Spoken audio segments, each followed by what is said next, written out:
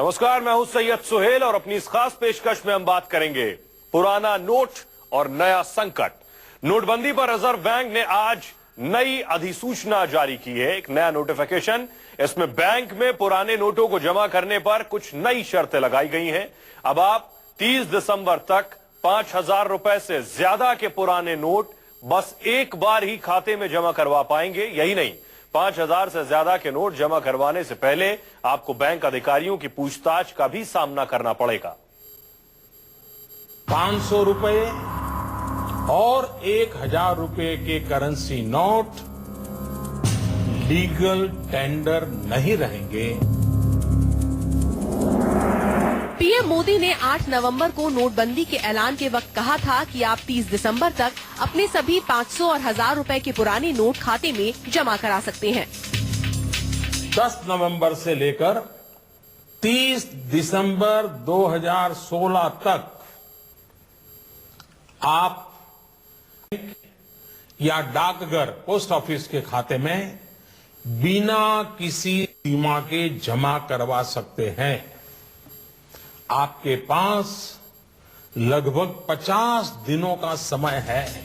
लेकिन नोटबंदी के 41वें दिन रिजर्व बैंक ने पुराने नोटों को अपने खाते में जमा कराने का नियम ही बदल दिया। अब एक नहीं, कई नई पाबंदियों का ऐलान किया गया है। पुराने नोट जमा करने के नए नियम क्या हैं? रिजर्व बैंक की नई अधिसूचना के मुताबिक अब कोई भी खाता धारक 30 दिसंबर तक अपने अकाउंट में 5,000 से ज्यादा के पुराने नोट सिर्फ एक बार में ही जमा करा सकता है। इसके लिए भी उसे शर्तें पूरी करनी पड़ेंगी। अब अगर आप अपने खाते में 5,000 से ज्यादा के पुराने नोट जमा कराने बैंक पहुंचेंगे, तो आपसे बैंक के 2 अधिकारियों की मौजूदगी में पूछताछ होगी। आपसे पूछा जाएगा कि ये नोट आपने पहले क्यों नहीं जमा कराए। संतोषजनक जवाब देने पर ही आपके खाते में 5,000 से ज्यादा के पुराने नोटों को जमा किया जाएगा। आपकी सफाई को बैंक अपने रिकॉर्ड में रखेगा ताकि जरूरत पड़ने पर ऑडिट के दौरान इसकी जांच हो सके।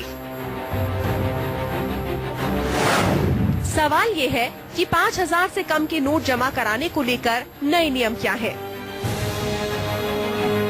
5,000 से कम के पुराने नोट जमा कराने को लेकर भी कुछ पाबंदियों का सामना करना पड़ेगा।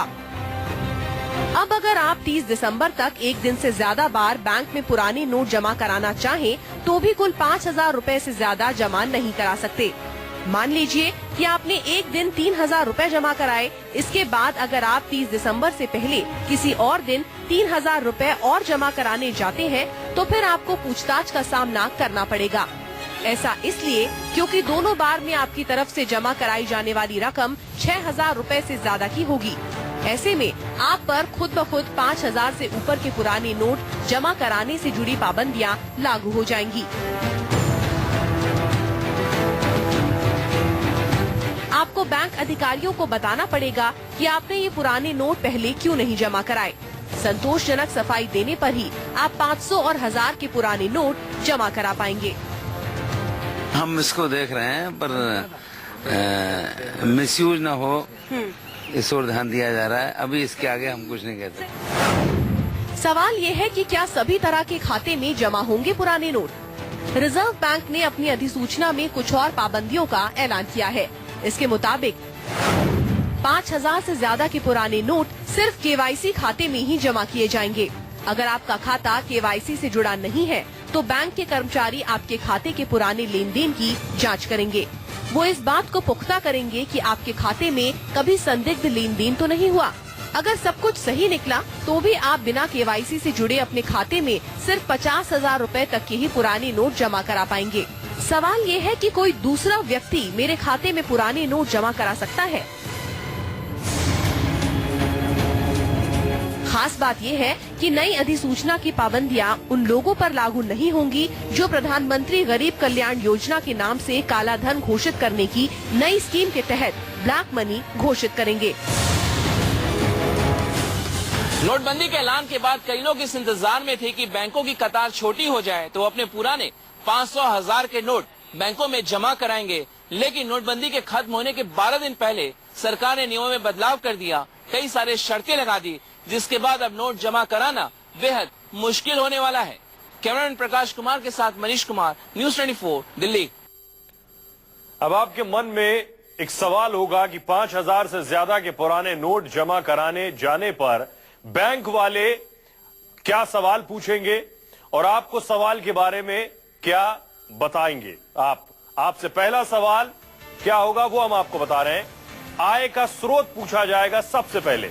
अगर आप 5,000 रुपए से ज्यादा रकम जमा कराने जाते हैं तो पहला सवाल कि आपकी सोर्स ऑफ इनकम क्या है। दूसरा सवाल, आखिरी बार पैसे निकालने की तारीख आपसे पूछी जाएगी कि आखिरी बार कब आपने ट्रांजैक्शन किया था। तीसरा सवाल, कैश में निकाली गई रकम की पेमेंट डिटेल मांगी जाएगी। आपने कितना कैश निकाला था उसकी पूरी डिटेल आपसे ली जाएगी। चौथा सवाल, पैन नंबर आपको वहां मुहैया कराना होगा। क्या है आपका पैन नंबर। ये 4 सवाल और इसके अलावा 5वां सवाल, 8 नवंबर के बाद जमा की गई रकम के बारे में भी आपसे पूछताछ होगी। ये 5 अहम सवाल जिसके जवाब अगर आपके पास हैं। एक और बात कि शक होने पर बैंक सीधे इनकम टैक्स विभाग को जानकारी देगा। अगर उसे भी जरा भी शक और शुबा हुआ तो सीधी जानकारी इनकम टैक्स विभाग को चली जाएगी। तो अगर आप जा रहे हैं 5,000 से ज्यादा जमा कराने तो इन सवालों के जवाब के साथ जाएं। रिजर्व बैंक ने नोटबंदी दिन ये नोटिफिकेशन जारी किया है और सवाल ये है कि आरबीआई ने 8 नवंबर की अपनी अधिसूचना में यह बदलाव तब क्यों किया जब नोटबंदी की मियाद खत्म होने में सिर्फ और सिर्फ 9 दिन बाकी बचे हैं। आखिर सरकार किस बात की हड़बड़ी में थी, इस फैसले के पीछे का मकसद क्या है। 8 नवंबर 2016 रात्रि को 12 बजे से वर्तमान में जारी 500 रुपए और 1,000 रुपए के करेंसी नोट लीगल टेंडर नहीं रहेंगे। पीएम मोदी ने 8 नवंबर को ऐलान किया था कि नोटबंदी का मकसद ब्लैक मनी का खात्मा करना है, भ्रष्टाचार का सफाया करना है, 2 नंबर के धंधों को खत्म करना है। पिछले दशकों में हम ये अनुभव कर रहे हैं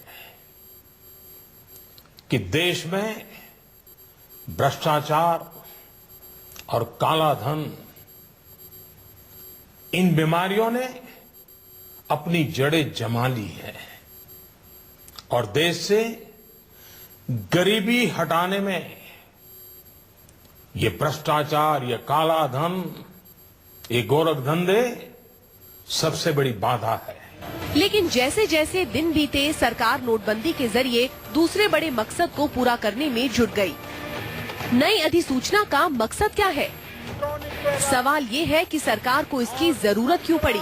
इसके पीछे 2 मकसद हो सकते हैं। मोदी सरकार का पहला मकसद, मोदी सरकार प्रधानमंत्री गरीब कल्याण योजना के तहत जमा होने वाली रकम को ज्यादा से ज्यादा बढ़ाना चाहती है।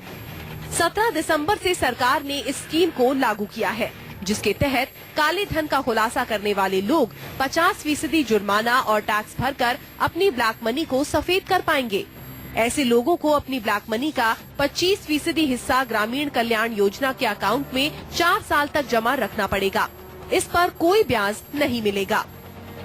सूत्रों के मुताबिक सरकार ने इस योजना के तहत 2 लाख करोड़ रुपए तक का काला धन घोषित करवाने का लक्ष्य तय किया है। सरकार चाहती है कि 31 मार्च तक इस स्कीम के तहत 2 लाख करोड़ तक जमा हो जाएं। 50% जुर्माने और टैक्स के रूप में सरकारी खजाने में सीधे 1 लाख करोड़ रुपए पहुंच जाएं और 50,000 करोड़ रुपए 4 साल के लिए बैंक में लॉक हो जाएं। आमतौर पर दूसरी योजनाओं के तहत घोषित ब्लैक मनी से टैक्स और जुर्माने की रकम खाते में आने में 2 साल लग जाते हैं, लेकिन प्रधानमंत्री गरीब कल्याण योजना के तहत ये तुरंत खजाने में जमा हो सकते हैं। मैं कह रहा हूँ कि जो भी एग्जिस्टिंग लॉ का वायोलेशन करेगा, चाहे वो कितना ही बड़ा अधिकारी क्यों नहीं हो, सबके खिलाफ कार्रवाई होगी। सरकार का दूसरा मकसद है बैंकों में जमा हो रहे बेहिसाब पैसे को रोकना, जिससे काले धन के सफेद होने का खतरा कम किया जा सके। सरकार को इस बात की आशंका सता रही है कि 30 दिसंबर तक बैंकों में पुराने नोट जमा कराने की रफ्तार यही रही तो फिर बैंकों में अनुमान से कई लाख करोड़ ज्यादा की रकम जमा हो सकती है। माना जा रहा है कि नोटबंदी के बाद अब तक 14 लाख करोड़ रुपए के पुराने नोट जमा हो चुके हैं। आरबीआई ने खुद 10 दिसंबर तक 12,44,000 करोड़ रुपए को पुराने नोट जमा होने की बात कही है। इससे नोटबंदी के मुद्दे पर सरकार को नाकाम करार दिया जा सकता है।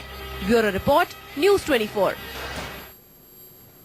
सरकार भी धीरे धीरे तजुर्बों से सीख रही है, तो हर कुछ दिन में एक नई अधिसूचना के साथ सामने आ जाते हैं। एक ब्रेक के लिए रुक रहे हैं, लौट रहे हैं कुछ ही पलों में।